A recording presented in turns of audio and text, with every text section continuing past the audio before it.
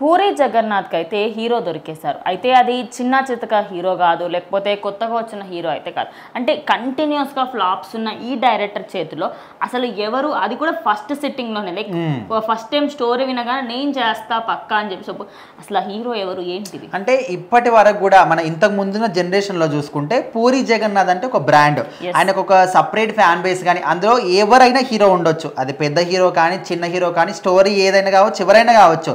Puri Jagannadh direction ఉందంటే అరే ఖచ్చితంగా సినిమా చూడాలి అనే ప్రత్యేకమైన ఒక మార్క్ చూపిస్తాడు. ఆ డైలాగ్స్ కానీ అవన్నీ కూడా క్లియర్గా ఇప్పటి కూడా మన మైండ్లో మెదులుతాయని చాలా మంది కూడా ఇప్పటికి ఫీల్ అవుతూనే ఉంటారు. కాకపోతే ఈ మధ్య కాలంలో ఏమైందో, అసలు ఆయన తీసుకునే స్టోరీస్ బాగలేవా, లేకపోతే ఆయన చూసినటువంటి స్టోరీ బాగున్నప్పుడు జనాలు తీసుకోలేకపోతున్నారు, అర్థం కావట్లేదు. కానీ అన్ని సినిమాలు కూడా ఫ్లాప్ అవుతున్నాయి. మరి లాస్ట్గా చూసుకుంటే డబుల్ స్మార్ట్ కావచ్చు, అంతకుముందు లైగర్ కావచ్చు, అంటే ఈ సినిమాల మీద భారీ అంచనాలు అనమాట. మనకు విజయ్ దేవరకొండ అండ్ ఇక్కడ చూసుకుంటే మన రామ్ పోత్నే.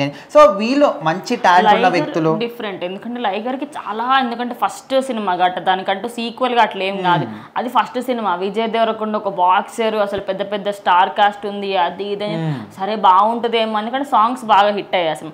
కానీ డబుల్ స్మార్ట్ ఏమైంది అసలు, ఎందుకంటే ఇస్మార్ట్ శంకర్ మంచి గ్రాండ్ సెకండ్ పార్ట్ కాబట్టి ఇంకా మంచి అంచనాలు ఉన్నాయి, అయినప్పటికీ కూడా అది కూడా ఫ్లాప్ అయిపోయింది. సో మొత్తానికి మరి ఇట్లా వరుసగా ఫ్లాప్లు వస్తున్న ఒక వ్యక్తికి సంబంధించి ఇప్పుడు ఇంకొక హీరో ఎవరైనా ఛాన్స్ ఇస్తారంటే అతి కష్టం మీద అనుకోవచ్చు. సో మనం రీసెంట్గా చూసుకుంటే గేమ్ చేంజర్కి సంబంధించి భారతీయ 2 కానీ మనకు ఆ శంకర్ కూడా అదే పరిస్థితి అనమాట. ఎవరైనా వాళ్ళే వచ్చి అడిగినప్పటికీ కూడా, ఈయననే పోయి అడిగినప్పటికీ కూడా వాళ్ళు ఎవరు కూడా ఒప్పుకోవట్లేదంట. సో ఆ స్థాయికి వెళ్ళిపోయారు. సో ఇక్కడ ఈయనకు మాత్రం ఆల్రెడీ కథ కూడా చెప్పేశాడంటే ఆ హీరో ఎవరంటే విజయ్ సేతుపతి.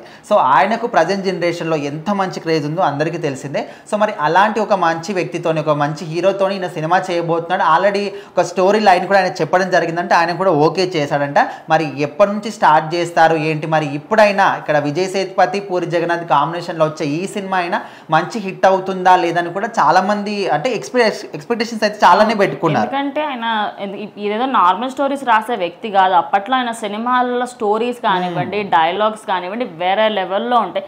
బిజినెస్ మ్యాన్లో అయితే అసలు ఏంటి మహేష్ బాబా ఇది, ఈయనేంటి నేను ఇంత మార్చేశారేంటి అన్నట్టుగా ఉంటుంది. చెప్పుకుంటూ పోతే ఎన్నో సినిమాలు ఉంటాయి. పూరి జగన్నాథ్ అంటేనే ఒక బ్రాండ్ లాంటి మనిషి. అలాంటిది ఆయన చేతిలో ఇలాంటి సినిమాలు ఆయన అసలు ఎందుకు తీస్తున్నారు ఏంటి అని అందరూ కూడా షాక్.